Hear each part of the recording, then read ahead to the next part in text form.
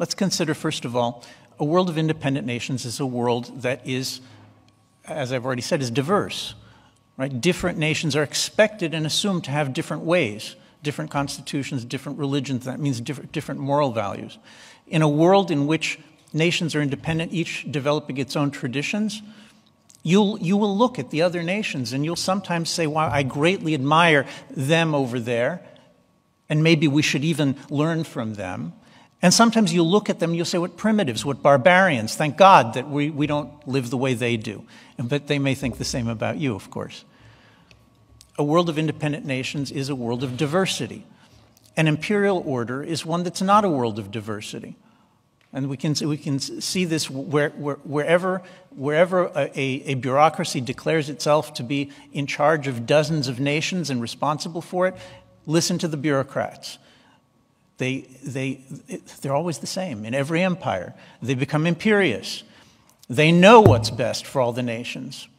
Right? Listen to the European Union as it progressively, with each passing year, becomes more imperious and more certain that they know how it is that everyone on earth should live.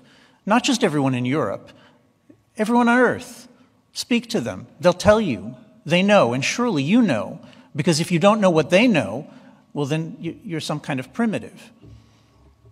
Right? And the same thing is true. It's not as though Americans don't have a version of this. Americans also do in their universities, in the State Department, in the media. Americans also have developed a whole theory for how it is that Americans know exactly how everyone should live. To the extent that Americans who've never visited Afghanistan can tell you exactly what their constitutional order should be and how they should regard feminism and many, many other things that I'm sure are of great interest to you as they are to people in Afghanistan. But the extraordinary thing is the belief of people sitting on the other side of the planet that they know what's best for every nation at every time. Right? This is an imperial worldview, an imperial mindset. And the politics of our generation is a politics in which we are watching the contest between these two proposals for world order. We're watching a contest between the proposal that says, for example, you here in the UK don't need to make your own laws because there are experts in Brussels or maybe in Berlin who know quite well, and they'll take your input, they'll take your phone call, but those experts, they're simply going to legislate for the peace and prosperity of the entire continent, and you don't have to succumb to these primitive urges to make decisions yourselves. For who are you, after all, to make decisions yourselves? The contest between that imperial view and what I see as a much more civilized, much more tolerant European tradition of national states, of independent national states, which allow one another to be different. Now, I said that a world of national states is a world of diversity, and a world of diversity is, in fact, a world of freedom. Of course, not every nation necessarily is going to have the same exact rights that you want them to have, but nations will be free to determine their course. A world of competing nations is also a world of competition. Right? And this is, I think, at the heart of the nationalist argument. Nationalists are not only looking for freedom, they also believe in the advancement of mankind. But there's an argument about how mankind advances. From the perspective of a nationalist, the way mankind advances is through the competition of different cultures that have different ideas. Some will succeed and some will fail.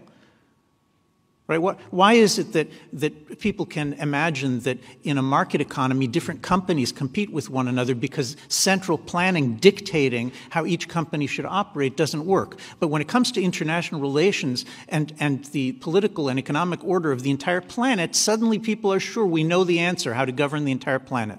But a nationalist says no. A nationalist says no. We need the competition among nations. We need that freedom because through the trial and error, right, each nation becomes a kind of an experiment in what it means to live as human beings. Each nation becomes an experiment in what it means to live as a society. And some will succeed and some will fail. Through that trial and error, mankind learns.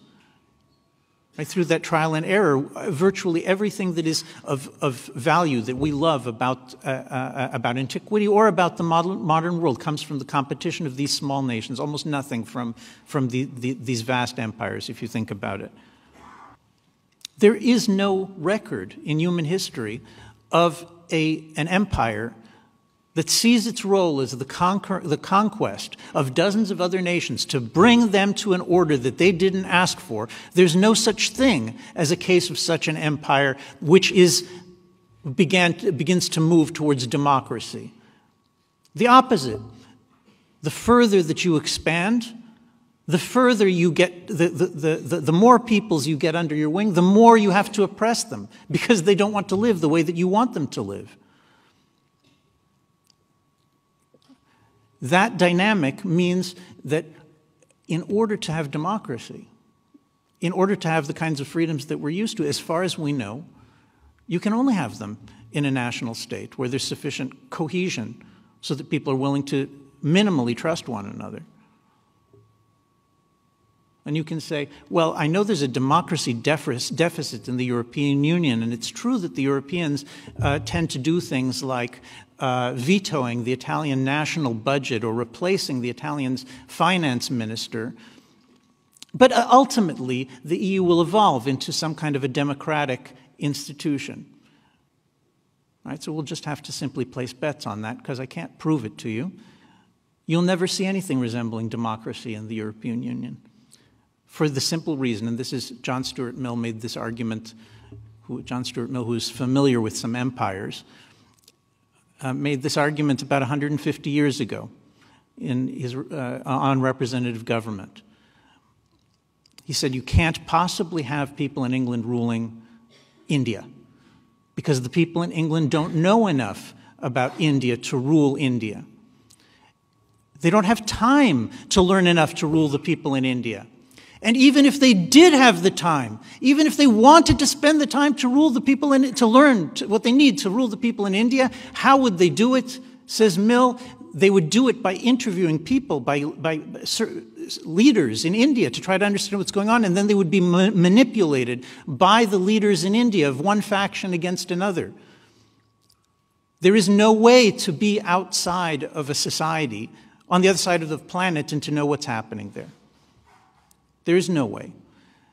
And the arrogance that leads you to believe that you can know is itself what causes you to be ever more tyrannical in your dealings with people because you believe you know.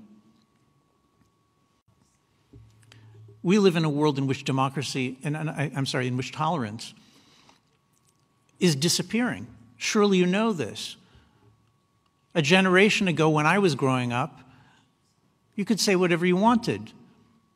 People would call you names because you had the wrong views. They'd call you names, but nobody thought that you would lose your career because you expressed an opinion. Nobody thought that you would be publicly assailed in your community, maybe internationally, because of the fact that you expressed the wrong opinion. Ask yourself, where is this coming from? It's not coming from nationalists, because we haven't had nationalists running countries for a long time, up until very, very recently. No, this intolerance is the result of the advance of a universal idea, of an imperialistic idea, that there's a certain set of rights and a certain set of people at the universities who know how to interpret them, and they have the final answer about who it is who's allowed to speak and what it is that they're allowed to say. And with every passing year, they make changes to it and make the system purer and tighter and make fewer and fewer of us able to say what it is that we want to say. It's not nationalism that's brought us to this elimination of freedom of speech, one of the most precious things that had been developed in the Anglo world, in the democratic world. It's liberalism. It's this universal theory that's eliminating freedom of speech. You can think it's ironic, it's a fact. Why? Because if you're a nationalist, and of course there are good people and bad people on both sides, but in general, if you're a nationalist, your point of view is, I want to be able to run my country as I see fit. And I want them, the others, to be able to run their countries as they see fit. And that's a fundamental posture, that's a virtue, that's a posture of tolerance, which is bred in a nationalist order, in an order of independent nations. Whereas an imperial order breeds intolerance. There's one answer. It's good for all of mankind. And if you dissent, well, then you're threatening the entire order. And it's up to you to decide whether it's possible or not. And if you're going to, the decision you're going to make is that look, I'm sorry, but we need the permission of the German chancellor to leave. That's what it means to have an agreement. All right? People say, tell me, there's many kinds of Brexit. But there aren't. It's not true.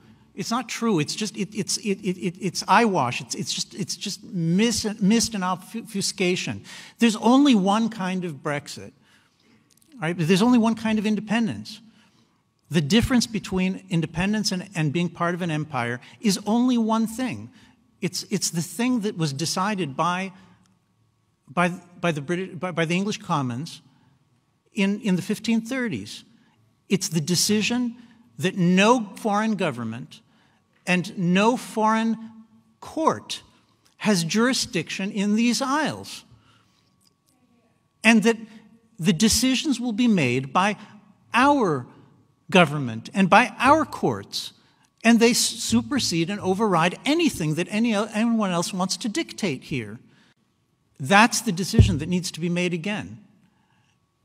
And this has nothing to do with the question of what's the best way to work this out economically. You'll work it out economically. It'll be worse, it'll be better. But if you don't retake your freedom, then it may be generations. It's such a great honor and a pleasure, as I said, to be allowed to come and speak and to say these things. I hope you don't take offense